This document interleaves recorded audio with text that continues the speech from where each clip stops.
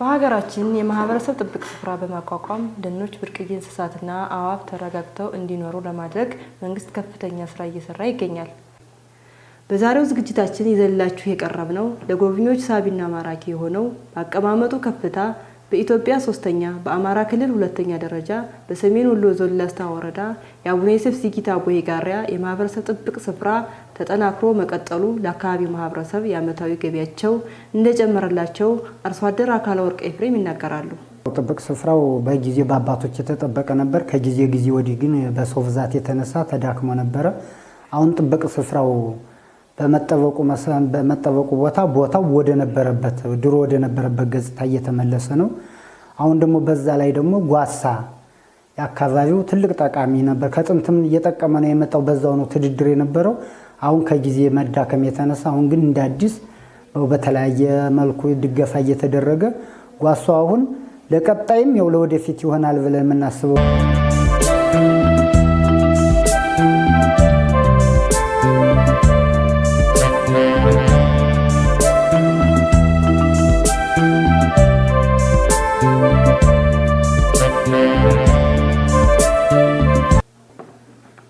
አርሶ አደሩም አክለው እንደገለጹት ጥብቅ ስፍራው ቀድሞ ወደ ነበረበት መከለሉና መጠበቅ መጀመሩ የማህበረሰብ የጎሳ ጭማ በማጨድ ለገበያ በማቅረብና ለእንስሳት መኖ በመጠቀማቸው የኑሮ ደረጃቸው እየተሻሻለ መምጣቱን ተናግረዋል። እኛ የምንጠቀመው ለከፍት መኖ በጣም ረዛዝሙን ከሁለት ከሶስት ተከተከተና ትሰጣለህ። እዛ ቀጥለ ለቤት ክዳን ነው። ያው ደጋ ነው። ቤት ቆርቆሮ ብትለው ውሃ ነው የሚፈርጠው። ቆርቆሮ ግን ጭማውን ከከደን ቤቱ ደጋ ይመስል ሙቅ ነው የሚሆነው። ለክዳን ነው። ከዛ ቀጥለ ደግሞ ለገበያ በቃ ትልልቅ ከተማዎች አሉ። ለነዛ በማቅረብ ስራ ይብሉ ነጋዴዎች አሉ። ያን ተረክበው አንጥተው እነሱ ደግሞ ቸርችረው በቃ በያቁም የሚሸጡ እነዛ በዛ መሰረት ነው አሁን የሚተደር። ያንን ወደ ምግብነት ደግሞ ወደ ገበያ ያዞርክ በዛ ነው የሚጠቀመው።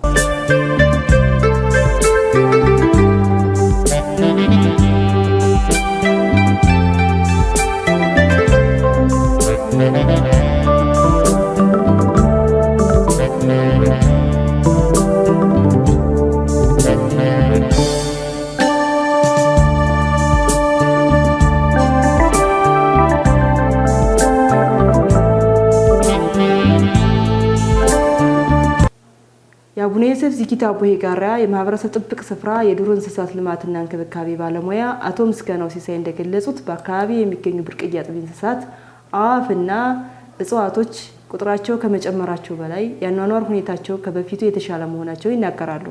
ዮሴፍ ዚጊታ አቦይ ጋሪያ የማህበረሰብ ጥብቅ ስፍራ በተለይ ለዚህ ለላስታ አካባቢ ለሰሜኑ አካባቢ ከፍተኛ የሆነ የብዝሃ ሕይወት ክምችት ያለበት አካባቢ ነው። ከፍታውን ስናይ 4284 ሜትር ከፍታ ያለው የውርጭና ውርጭ ቀመስ ስርዓተ ምህዳርን የያዘ አካባቢ ነው። ያው እንደተባለው እንግዲህ ከዚህ ከዱር እንስሳት ሀብታችን ጋር ተያይዞ አጠቃላይ ጥብቅ ስፍራው ላይ ከ43 በላይ የተለያዩ የአጥቢ ዝርያዎች ይገኛሉ። ከነዚህ ውስጥ 8ቱ ብርቅዬ ናቸው። ብርቅዬ ከምንላቸው ውስጥ በኢትዮጵያ ብቻ የምትገኘው የኢትዮጵያ ቀይ ቀበሮ፣ ጭላዳ ዝንጀሮ በአካባቢው ይገኛሉ። ጠቅላላ ከአዕዋፋት ስብጥራችን ስናየው ከፍተኛ የሆነ የአዕዋፋት ስብጥር ያለበት ነው። እንግዲህ በኢትዮጵያ ደረጃ 864 አካባቢ የሚሆኑ የአዕዋፋት ዝርያዎች አሉ። 221 የአዕዋፋት ዝርያዎች በዚህ በአቡነ ዮሴፍ ዚጊታ አቦይ ጋሪያ አካባቢ የሚገኙ ናቸው። ሌላ ከእጽዋት ክምችት አኳያ ስናያቸው በተለይ ብርቅዬ የምንላቸው በኢትዮጵያ የሚገኙ እንደ ጀበራ፣ ጨረንፌ፣ አሸንድዬ፣ ኩሽሌና ኩሸሽላ የምንላቸው 5 ብርቅዬ ዝርያዎች አሉ። ጠቅላላ በጥናት እንደሚያመለክተው ከ110 በላይ የሚሆኑ የእጽዋት ዝርያዎች የሚገኙበት አካባቢ ነው። እንግዲህ ጥብቅ ስፍራው ያው ከፍተኛ ቦታ ላይ ስለሆነ በተለይ ለታችኛው ተፋሰስ አካባቢ ከፍተኛ የሆነ የውሃ ቻርጅ ያደርጋል። ስለዚህ አርሶ አደሩም ከዚህ ጥብቅ ስፍራ በመጠበቁ ምርትና ምርታማነቱ እየጨመረበት የመጣበት ሁኔታ ነው ያለው። ምክንያቱም ላይኛው አካባቢ እየተጠበቀ ታይኛውም የተራቆተ ስላልሆነ ስለዚህ ለአካባቢው ማህበረሰብ ምርቱ እንደሚጨምር ከፍተኛ እገዛ እያደረገን ያለው።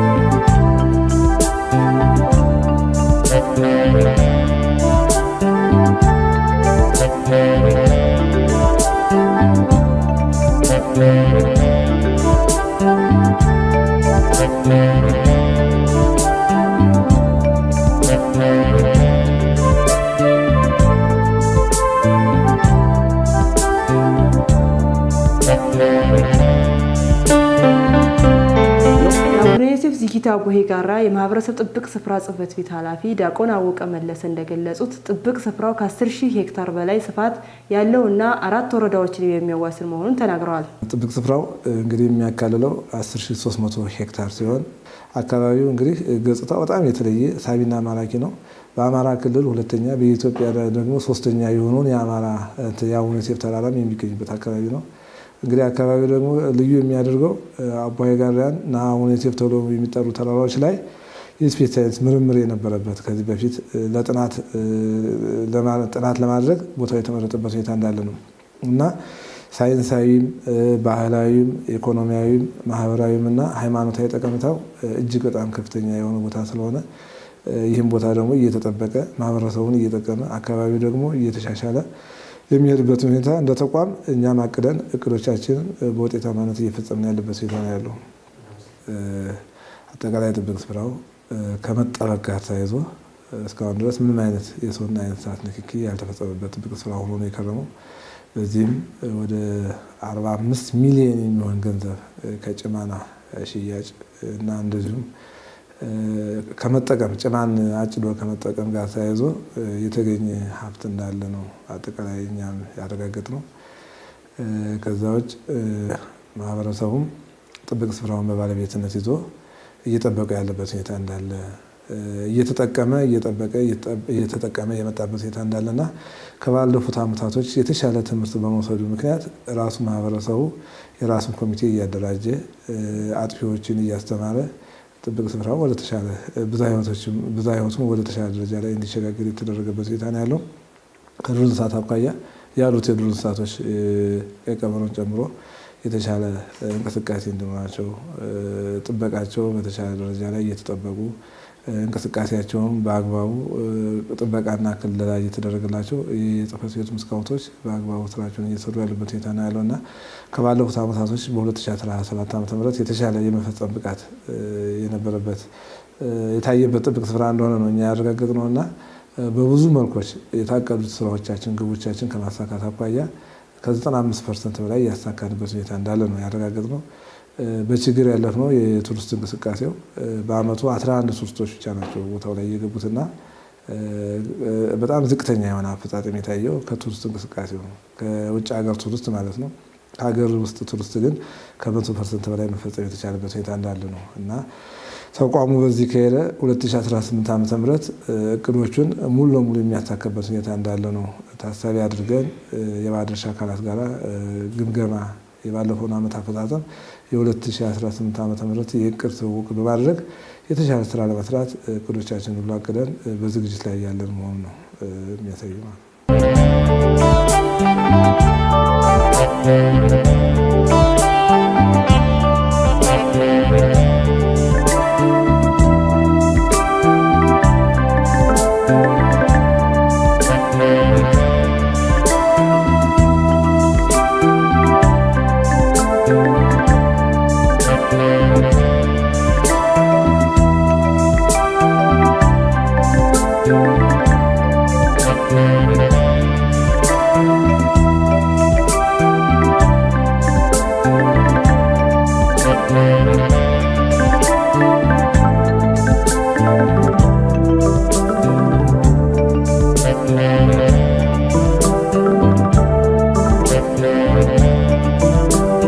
ኃላፊው አያይዘውም የአቡነ ዮሴፍ ዝጊታ ቦሄ ጋራ የማህበረሰብ ጥብቅ ስፍራ ለሀገራችን የውሃ ማማ በመሆን እያገለገለ መሆኑን ተናግረዋል።